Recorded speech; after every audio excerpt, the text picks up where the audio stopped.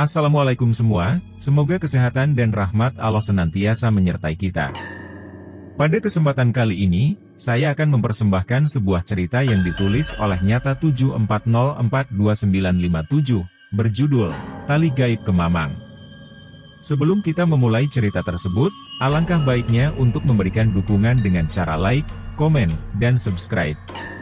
Dukungan dari kalian sangat berarti bagiku dan akan menjadi motivasi bagi saya untuk terus membawakan cerita-cerita yang menarik lainnya. Dan jangan lupa mampir di Twitter Nyata 74042957 untuk cerita-cerita horor yang lebih seru lainnya. Ini adalah kisah nyata, nama dan tempat sudah kita samarkan. Oke, tanpa berlama-lama lagi, mari kita mulai ceritanya. Siang itu keadaan gudang di salah satu kawasan ibu kota tampak semeraut, tensi kerjaan terasa sesak mengisi seantero ruang penggap tak bertuah, seiring dengan lalu lalang supir dan petugas packaging yang akan melakukan rutinitas bongkar muat. Di tengah aktivitas para pekerja, samar terdengar suara gaduh yang seketika mengheningkan aktivitas saat itu. Seorang pria baya bernama Asep, mencoba menegur partner kerjanya dalam mengantarkan barang. Selama ini Asep sudah cukup sabar dan makan hati dalam menghadapi Darto, yang selalu bekerja seenak jidat, dan memang terkenal dicap sebagai pemalas oleh rekan sejabat di kerjaannya. Malang bagi Asep tegurannya pada saat itu malah memantik emosi Darto. Darto merasa dipermalukan dan langsung melayangkan bogem mentah di hidung Asep, dan menghujani Asep dengan pukulan yang membabi buta. "Anjing lo!" teriak Darto ke arah Asep sembari melayangkan satu bogem mentah ke wajah Asep. "Sama-sama cari makan saja belagu. Kita sama-sama kerja, jangan seenaknya bicara," teriak Darto semakin kencang ke arah Asep yang sudah tersungkur bersimbah darah. Sontak kejadian itu membuat karyawan berhamburan menyampar ke arah mereka. Pekerja lainnya bergegas menahan Darto yang masih belum puas menganiaya Asep. Mulutnya masih terus mengeluarkan kata-kata kasar ke arah Asep. "Aku mampusin kamu anjing," bentaknya kembali ke arah Asep. Asep hanya terdiam sambil terus menatap tajam penuh dengan rasa dendam ke arah Darto. Sementara dari ujung terlihat seorang pria berlari ke arah kerumunan itu. Pria itu adalah Koh Junyai, dia merupakan owner dari PT tempat Asep dan Darto bekerja. "Ada apa ini?" tanyanya kepada seluruh karyawan pada saat itu. "Saya tidak suka ada yang ribut-ribut di tempat kerja. Kalian berdua kalau tidak minat lagi bekerja silahkan angkat kaki dari sini," ucapnya kembali. "Dia Yegi mulai pak," jelas Asep kepada bosnya tersebut. Si anjing! Kamu masih aja ya," sela Darto kepadanya secara sinis. Sudah kalian berdua masuk ke ruangan saya, yang lain kembali bekerja," perintah Koh Junjai yang langsung dipatuhi oleh semua pekerja. Singkat cerita, Aseplah yang menjadi orang pesakitan, dia mendapatkan teguran. Kinerja Darto yang disampaikan oleh Asep, dapat dibalikan Darto dengan membongkar aib Asep yang curang dalam pengisian bahan bakar. Hari itu Asep tidak langsung pulang sebagaimana kebiasaannya selepas bekerja. Asep tampak melamun di smoking area yang ada di kawasan pergudangan itu. "Woi, Sep, diam-diam aja maghrib gini, awas kesambet setan Darto," teriak salah satu karyawan lain bernama Yudo kerah Asep. "Sudahlah, baru juga SP1. Kamu tahu kan aku pernah dapat 2 tapi aman-aman aja. Gak usah dipikirkan penjilat kayak dia, yang ada buat pusing," canda Yudo mencoba menghibur dirinya. Tidak ada jawaban dari Asep, lama dia termenung, sekalipun Yudo sedari tadi mengajak dirinya berbicara, namun keheningan tersebut malah berubah, kala Asep mengatakan hal yang membuat Yudo bergedik. "Mungkin Darto lebih baik mati saja ya Yudo," ucap Asep yang seketika mengangetkan Yudo. "Hus! Istighfar! Ngucap kamu," jawab Yudo spontan. Asep hanya tersenyum, mendengar ucapan Yudo, dia berdiri dari duduknya, hanya bercanda, gumanya sembari meninggalkan Yudo. Melihat tingkah Asep, membuat Yudo menggelengkan kepala, berharap benar itu hanya leluconnya saja. 3 minggu pasca kejadian tersebut semua tampak berjalan normal, kecuali hubungan Darto dan Asep. Mereka tidak lagi terlihat bertegur sapa, bila Asep ada maka Darto akan memilih menjauh, begitu juga sebaliknya. Di lain sisi, perubahan kinerja juga terlihat pada diri Darto. Dia menjadi sosok yang lebih rajin, namun tetap saja dia selalu menyempatkan diri untuk mengungkit persoalan dengan Asep dan selalu memprovokasi rekan lain untuk mempercayai perkataannya. Hanya saja Darto tidak mengetahui segala perkataannya akan ada harga mahal yang harus dibayar, bahwasannya malapetaka besar sedang menantinya di luar sana. Hari itu tepat di tanggal 13 malam Kliwon, Darto dan Yudo menjadi rombongan terakhir yang kembali ke pergudangan. Suasana terasa sepi, di dalam gudang hanya tersisa 3 orang saja, 1 fakturis, 1 caker dan seorang security. Setelah memberikan laporan serta bongkar muat barang, akhirnya mereka dan karyawan lainnya menyelesaikan tugas hari itu. "Kamu mau kemana Yudo? Ngopi dulu yuk," ajak Darto kepada Yudo. "Sudah kemalaman ini setengah 11, kamu enak rumah dekat, nah aku?" Jawab Yudo kepadanya. "Halah paling kamu mau keloni bini di rumah," balas Darto kembali. "Terserah, sudah gak usah ngopi-ngopian, kamu tahu kan angkernya gudang ini, mending balik rumah saja, kasihan anak istri kamu." "Ah kamu masih aja percaya begituan, nanti kalau kuntilanak atau suster ngesot datang biar tak perkosa," jawab Darto sesumbar kepadanya. Yudo hanya menghela nafas mendengar perkataan rekan kerja tersebut. Dirinya lebih memilih berlalu pulang, meninggalkan Darto yang masih asik dengan kopinya. Selang kepergian Yudo, Darto kini hanya sendiri di area smoking. Dia merogoh rokok di kantong celananya, dinyalakan rokok tersebut sembari jari satunya khusyuk menonton video di HP-nya. Malam semakin hening, dia masih terlihat asyik dengan dunianya, walau sudah beberapa kali security menegur untuk segera meninggalkan area kantor, malah arahan tersebut dibalas dengan olokan oleh Darto. Jam telah menunjukkan angka 1, HP malah mati lagi, gerutunya sendiri. Dipandanginya sekitar, terlihat sepi bak kuburan, keadaan juga terlihat remang, di mana hanya beberapa titik saja lampu masih dinyalakan. "Sudahlah mari pulang," ucapnya sendiri. Dia berjalan menuju parkiran tempat di mana motornya berada, namun Darto merasa aneh, bulu kuduknya tiba-tiba merinding. Kenapa ada suara langkah lain, pikirnya dalam hati. Sejenak Darto berhenti dan menilik ke seluruh arah. Tidak ada seorang pun di sana. Dalam perasaan takut, Darto masih memaksa berpikir positif. "Setan itu tidak ada," katanya dalam hati, namun baru saja dia menghibur diri, kini dia menyadari ada yang aneh di malam itu, kaki kanannya terasa berat, seperti tersangkut sesuatu. "Astagfirullah."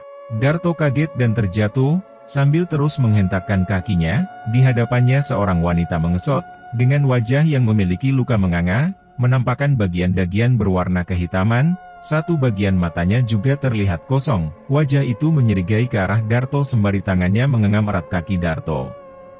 Darto histeris, dia terus berteriak dan menghentakkan kakinya untuk melepaskan cengkraman sosok itu. Sesaat setelah dia berhasil melepaskan cengkraman tersebut, Darto langsung mencoba berdiri dan berlari sejadinya. Sosok itu kembali menyerigai, tertawa khas kuntilanak. Suara itu mungkin bergema seantero pergudangan yang membuat Darto semakin panik. Dirinya terus berlari, keringat membasahi wajahnya yang sudah terlihat pucat. Deru nafasnya terengah menahan rasa capek dan takut yang semakin menjadi. "Sial!" teriaknya keras, kala mencoba menenangkan dirinya sejenak. Hanya sebentar dia menarik nafas panjang, sebelum kakinya kembali berlari, dan baru beberapa langkah kaki itu beranjak, kini tubuhnya kembali ambruk, dia mengantam seseorang yang berdiri di depannya. "Asep, ngapain kamu malam-malam kesini, kamu mau apa?" teriak Darto, sedikit terbata. Asep tidak membalas dan hanya memandangi Darto. Darto semakin terlihat ketakutan, keringat semakin deras membasahi sekujur tubuhnya. Dia merasakan hal yang aneh, tak kala matanya memandang sosok Asep dengan teliti. Asep terlihat berbeda, tubuhnya tampak lebih besar dan tinggi, wajahnya pucat seperti mayit. "Siapa kamu? Kamu bukan Asep?" bentak dirinya seraya menantang sosok tersebut. Sosok tersebut tertawa hebat, "Aku adalah Karma MU." Sekejap sosok menyerupai Asep tersebut menghilang dari hadapannya. Darto seketika merasakan panas di dalam tubuh. Dia merasa kobaran api yang sedang menyala membakar dirinya. Pandangan Darto perlahan kabur melihat sekitar. Samar dia merasakan ada sosok makhluk berwarna merah yang memutari dirinya sembari melilit tali. 1, 2, 3 kali makhluk itu memutari Darto dan melilitkan tali itu. Sesak itulah yang dirasakan Darto, seluruh tubuhnya tidak dapat digerakkan. Makhluk itu kini berdiri tepat di belakang Darto. "Nikmati hari-hari kematian MU, mulai dari malam ini," bisik makhluk itu kepada Darto. "Ampun, maaf Asep," ucap dirinya memelas dengan suara terputus seperti kehabisan nafas. Tubuh Darto kembali ambruk, dia merasakan kepalanya seperti dipukul dengan sangat keras. Darto terkapar pingsan di dinginnya malam itu. Sejak peristiwa malam itu, segala berubah drastis. Hal mistis kian merusak aspek kehidupan Darto. Darto sering terlihat linglung, gampang sakit. Namun satu hal yang paling mengganjal, dia tidak dapat mengingat Asep. Semula tidak ada yang mengetahui akan hal itu, karena memang sejak pertikaian antara keduanya, mereka tidak pernah saling bertegur sapa, namun anehnya Darto tidak lagi pernah menjelekkan Asep. Banyak karyawan yang beranggapan mungkin Darto sudah bosan dan bertobat. Hingga di suatu kejadian, Yudo dan Darto yang bergegas keluar mengantarkan kiriman seperti biasanya. Mereka berpapasan dengan mobil yang dikendarai oleh Asep. Yudo menegur Asep sembari berbasa basi, sementara Darto hanya terdiam memandangi Yudo dengan serius. Selang percakapan antara Yudo dan Asep, Yudo kembali memacu mobilnya, menuju tempat pengantaran yang sudah ditentukan oleh kantor. "Kamu masih musuhan sama Asep Darto?" tanyanya kepada Darto. "Asep siapa Yudo? Ah kamu setelah nabok orang pura-pura amnesia," ketus Yudo berbicara. "Sumpah, Asep yang mana?" tanya Darto kembali. "Tadi kita papasan sama siapa? Terus saya ngobrol sama siapa?" "Brol? Kamu bercanda Yudo, justru aku bingung kamu ngapain tadi lama ngetem gak jalan-jalan, terus mobil tadi kenapa parkir sembarangan di situ? Malah kamu ngomong sendiri," jawab Darto dengan mimik muka keheranan. Yudo sedikit kesal dan merasa Darto mempermainkannya karena mengungkit soal Asep. "Sudahlah tidak perlu dipikirkan Darto," kata Yudo mengakhiri pembicaraan itu. Di lain hari, kejadian yang sama acap kali terjadi. Ada keanehan dalam diri Darto, di mana hanya Yudo dan beberapa rekan saja yang mengetahui bahwasannya Darto seperti tidak pernah lagi mengingat akan Asep. Beberapa kali Darto tampak menyambangi keberadaan Asep, hal yang tidak pernah dilakukan sebelumnya. Hingga puncaknya Yudo melihat Darto asik merokok di smoking area, namun bukan itu yang menjadi pokok utama, karena di sana terlihat Asep juga asik merokok tepat di sebelah Darto berada. Asep tampak sumringah, tersenyum tipis memandangi Darto, sementara Darto terlihat linglung dengan pandangan kosong, sembari menghisap rokok yang digenggamnya. Darto terlihat seperti orang, autis, asik dalam lamunannya sendiri. Melihat itu, Yudo berinisiatif untuk join bersama mereka.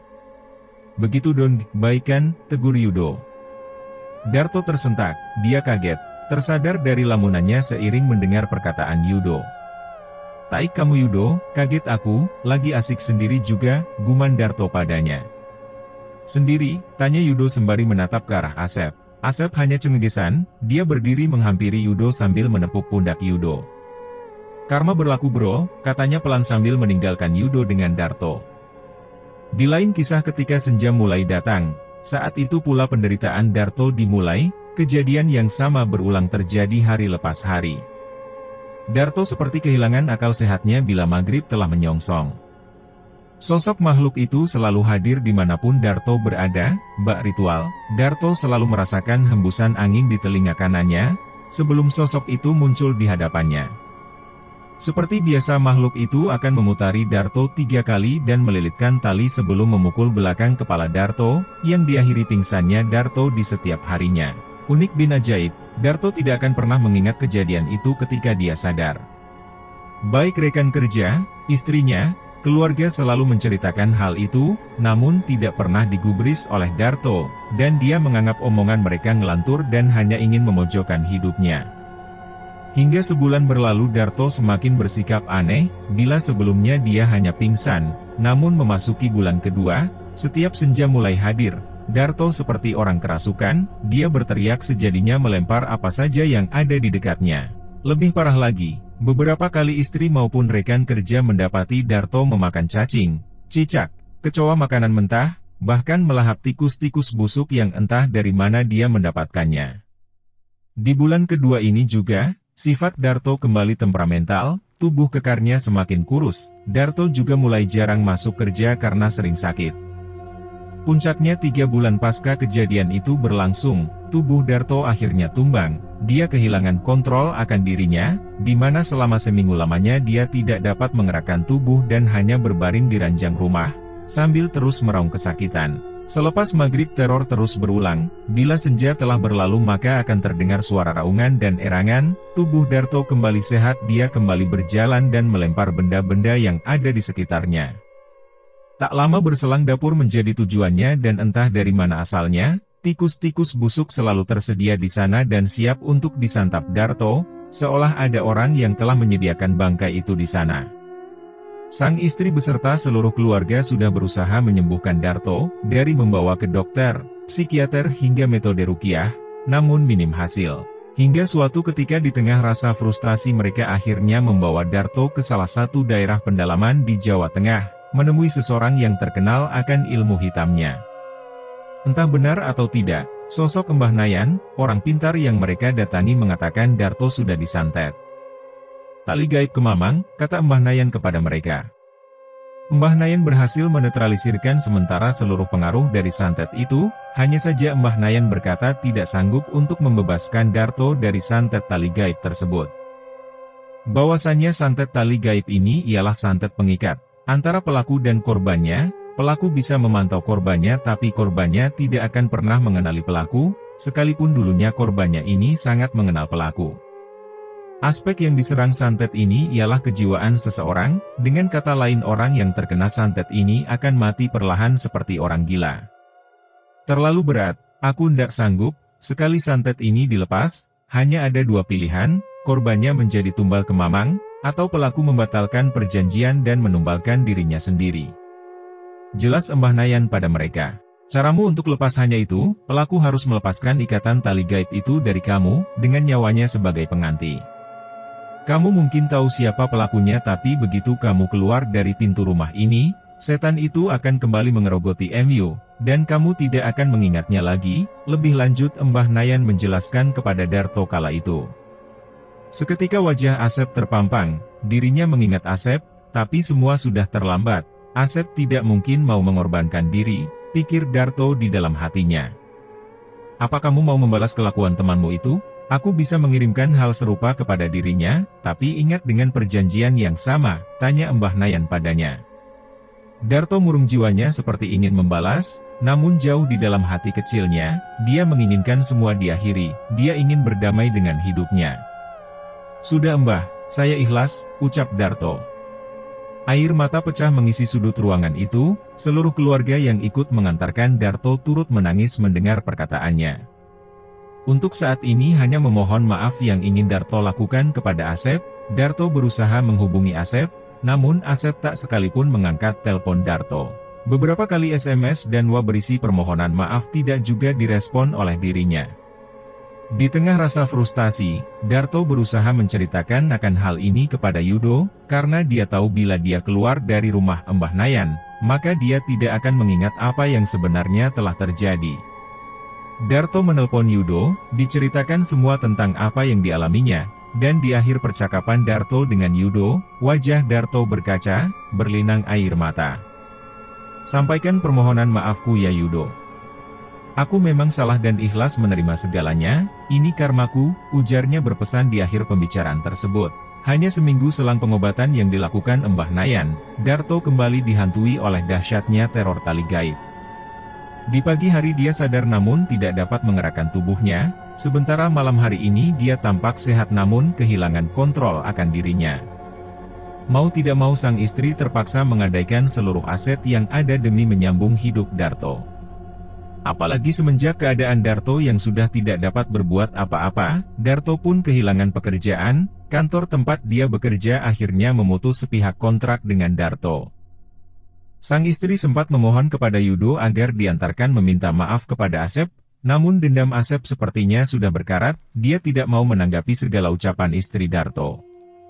Tapi di luar peran antagonis yang ditunjukkan Asep, sebenarnya Asep juga sudah memaafkan Darto, namun dia tidak dapat membatalkan santet tali gaib karena takut nyawanya yang akan menjadi tumbal. Acap kali Asep menitipkan uang kepada Yudo untuk diberikan kepada istri Darto, guna membantu kehidupan harian mereka. Tepat 6 bulan dari santet itu dilepas, keadaan Darto semakin parah, tubuhnya kurus kering. Tidak sampai di situ dia sudah tak dapat mengenali siapapun, tingkahnya semakin menjadi dan meresahkan. Darto pun dibawa ke kampung halamannya, di sana dia dipasung agar tidak melakukan hal-hal berbahaya, dan setelah 8 bulan harus mengalami derita, Darto akhirnya menghembuskan nafas terakhir, seiring dengan palung gantung yang muncul. Saat itu sebenarnya sudah jauh hari diprediksi oleh Mbah Nayan, bila nanti kalian melihat bola api terbang, tandanya semua telah berakhir, dan malam itu semua keluarga berdoa agar Darto terlepas dari segala siksanya. Teriak Darto menggelegar keras, entah rasa sakit seperti apa yang dideritanya sampai suara teriakan itu sangat menyayat hati. Hampir berjam-jam teriakan itu mengelar, hingga riuhnya malam itu, tiba hening bak larut pada kepedihan. Darto pun akhirnya sampai pada sakaratul maut, di akhir hayatnya dia berulang kali mengucap terima kasih, terima kasih. Entah untuk siapa kata itu diucapkan, tapi di akhir hayatnya Darto mati dengan wajah tersenyum. Kisah ini sendiri saya dapat dari Udo, yang merupakan rekan kerja dari Darto dan Asep. Dari penuturan narasumber selang kematian Darto, Asep juga seperti terpukul dan menjadi lebih pendiam. Tamat. Akhirnya kita sampai di ujung cerita, Tali Gaib Kemamang, dan kalau tidak ada halangan, sesegera mungkin Mimin akan lanjut untuk upload cerita baru.